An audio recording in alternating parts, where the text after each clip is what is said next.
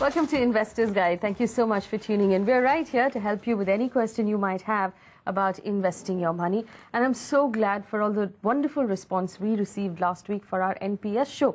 On this show, we'll chalk out all of the investments you need to make this financial year. So grab a pen and paper. We begin by helping a young man build a corpus of 5 crore rupees. We tell him how easy it is to do something like that. In our product review, we take a look at the HDFC Equity Fund, and we'll tell a first-time investor how to start investing in mutual funds.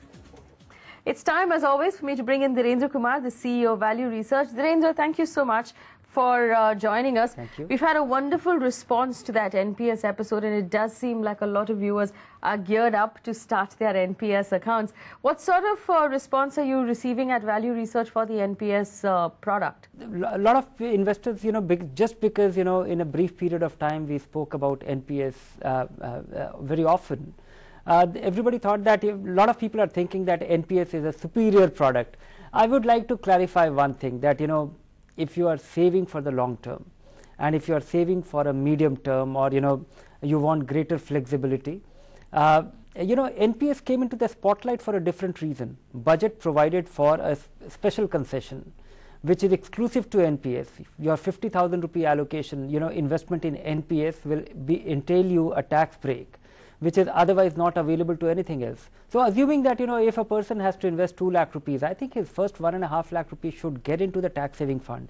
If you have 5 lakh rupees to invest, then you should be investing 50,000 rupees in NPS to avail that that special concession available. But rest of the money, mutual fund remains a priority. Mutual fund remains the next best possible thing, more flexible, tax efficient as well. The other aspect has been the ambiguity about the taxation of your one's accumulation in NPS, and that prevails. My logical thinking makes me think that it will be taxable, but it will be indexed. But I think it's only a matter of time that we will gain clarity on this as NPS has come on the forefront, has come in the spotlight. All right, so for those of our viewers who are not familiar, the NPS has an added 50,000 rupee tax deduction this year, which makes it attractive, not as a replacement for your ELSS or your mutual funds, possibly as an add-on to all of it under Section 80C. This is an added benefit, so you can add it to your portfolio. It doesn't have to replace anything. We have a question from Rupesh, who's written in on from Bangalore. He wants to get some clarity on the NPS, Narendra. He says it sounds a lot like ULIPs, which makes him worry about the charges. He says, are there any fund allocation charges in the NPS? What about commissions and charges for the fund manager? What sort of charges will be included in the NPS altogether? Is that something he should be worried about? The interesting thing about the NPS is that the charges are very, very low. Narendra, can they sustain those charges over a longer period of time? Yes, it is designed that way. That was the basic premise of the the architecture of NPS. And NPS provides the fund management at the cheapest possible rate, to my understanding. 25 basis point is there for the tier 1 fund management available to investors. So that is the cheapest possible thing that you can get. Maybe when you look at the other transaction charges applicable, the amount of money, and then everything else is flat fee. When you invest your money, for each transaction they charge 25 rupees or 15 rupees for each transaction, and the switchover cost and things like that. But they're so nominal that if you are investing anything above 2,500 rupees a month or more, which is 30,000 rupees a year, it becomes possibly the cheapest fund, managed the fund management service available. I'm not referring to the tax bit of it or other benefits which one can derive. So it is wrong to even let this thought cross in your mind that it has anything to do with ULIP. That's your answer on the NPS. If you have any more questions about investing in the NPS, feel free to write to us. Our email ID is at the bottom of your screen. Narendra, it's time to move on to our portfolio question. Well, 28-year-old Ravi Mehta has written in, Narendra, he makes 7 lakh rupees a year. He got married last year. He tells us he has no children right now, although he's planning to have some in the future, and his parents are not dependent on him. His aim is to build a corpus of over 5 crore rupees in 25 years. Now, he sent us a list of his financial details. He has a 50 lakh rupee term insurance cover.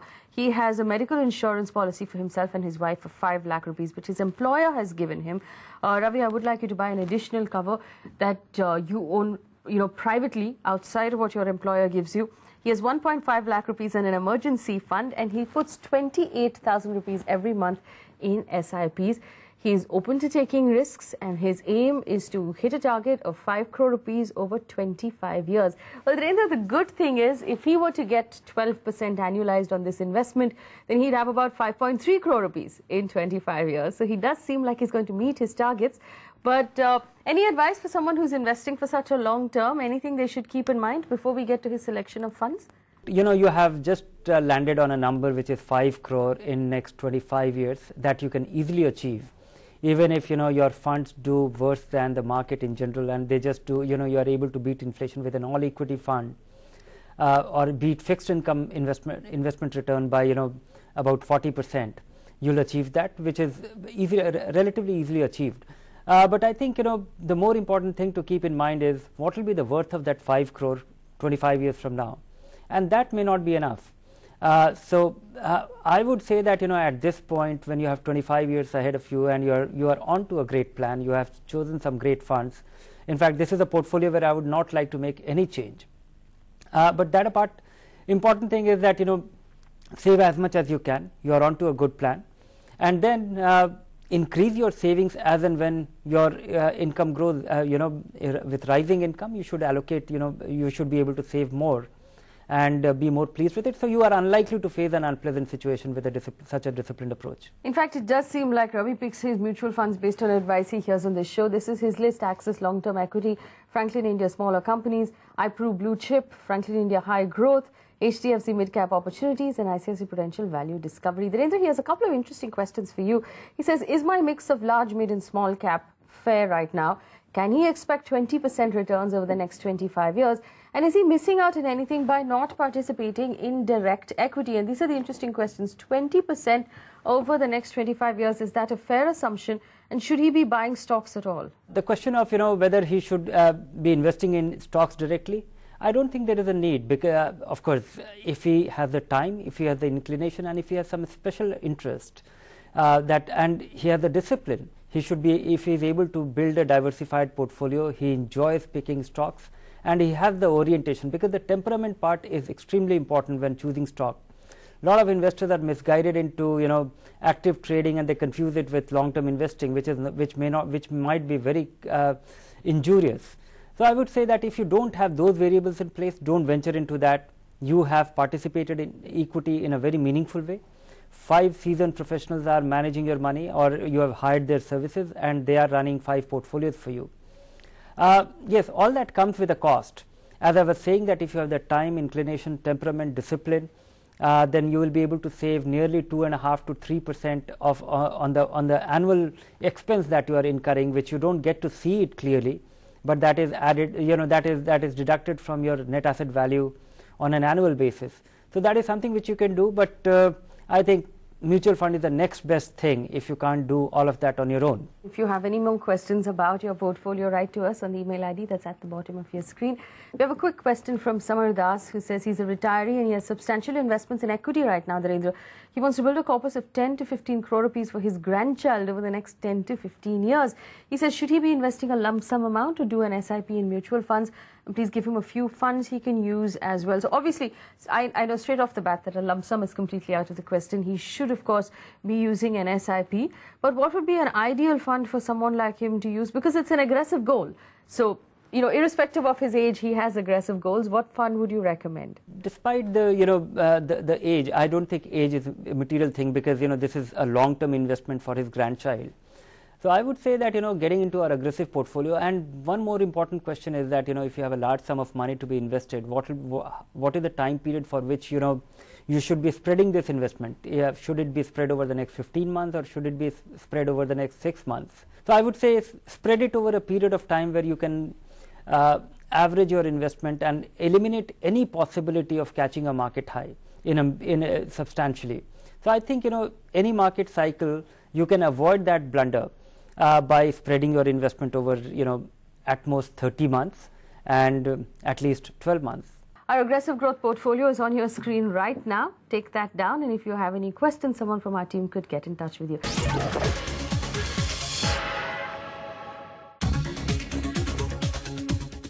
Welcome Welcome back. You're watching Investors Guide in ET now. It's time for our product review, and this week we're looking at the HDFC Equity Fund. Avan is here to give us a quick introduction. Avan. Thanks, Faye. Ranked among the best funds in the large and mid-cap category, the HDFC Equity Fund is under the scanner this week. The fund has consistently topped the charts in most years since its inception. It has made a strong comeback in the last 1 year with a return of 60% after a sluggish show last year.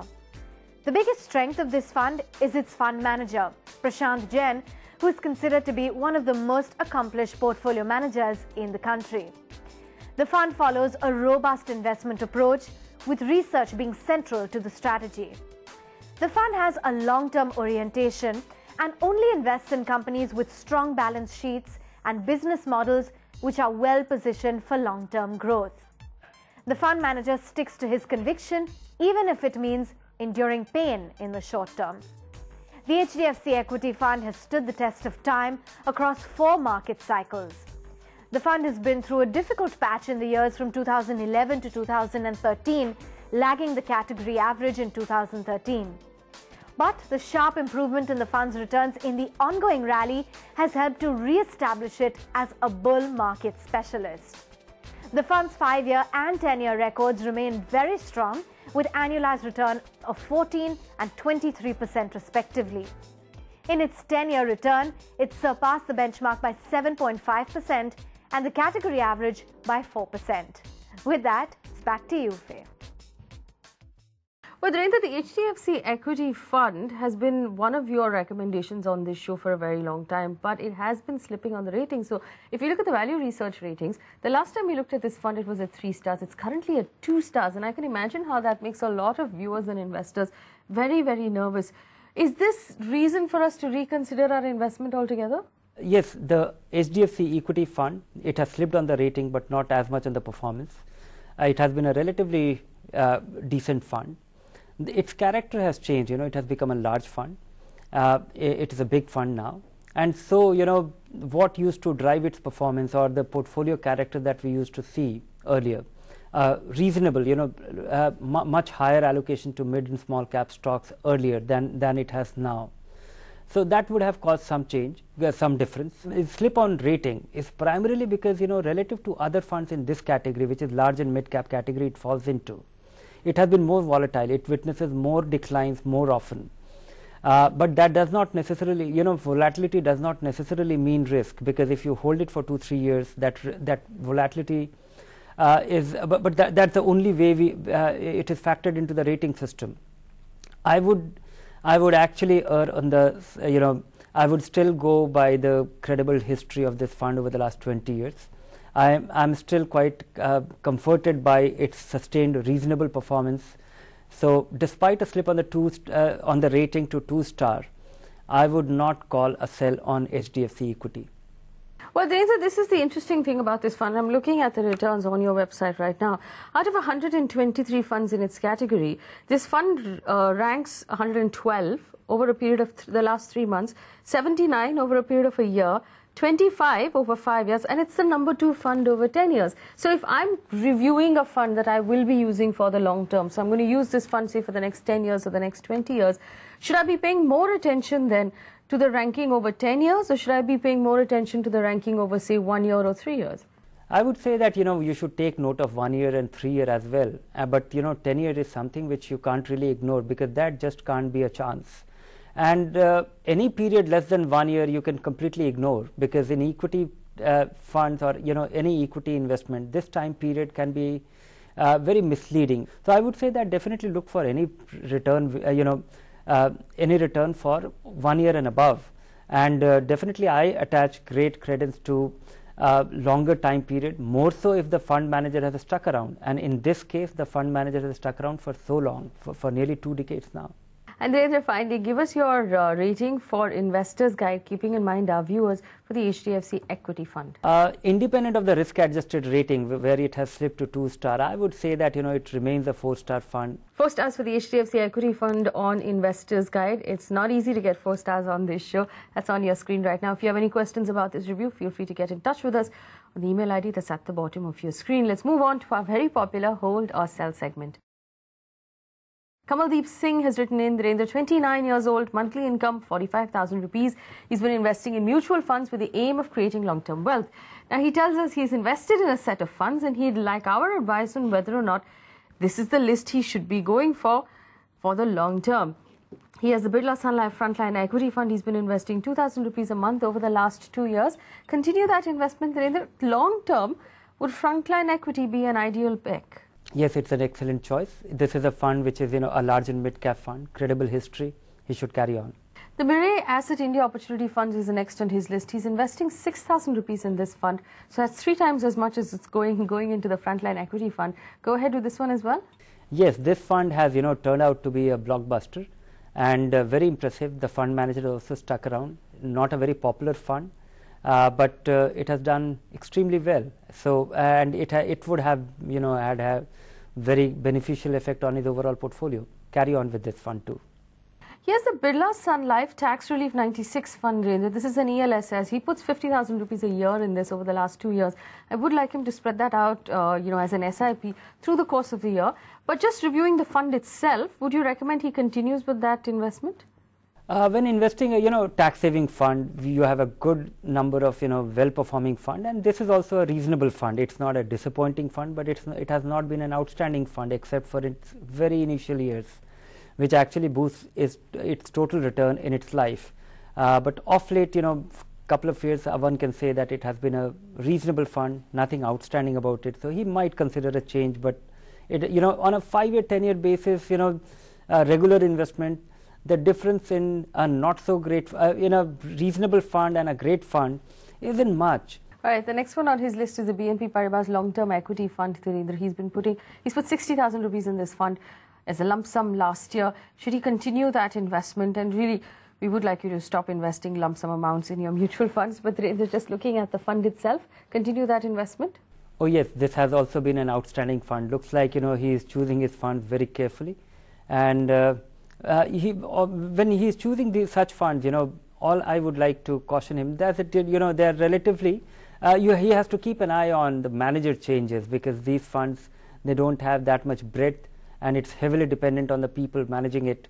But so far, these 2 funds, particularly the Mirae Asset Opportunity and this BNP Paribas fund, are outstanding fund which he is holding and should continue investing.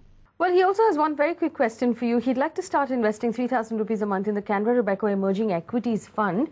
He wants to know if it's a good option to add to his existing portfolio. Does that make for a good complement to his portfolio, Narendra? What would you recommend? Yes, Canara Robeco Emerging Equity is an impressive fund and a worthwhile addition. All right, Narendra, thank you so much for answering all of those questions on the show this week. It's been a pleasure to chat with you. Remember, if you have a question for Narendra Kumar, write to us. Our email ID is at the bottom of your screen.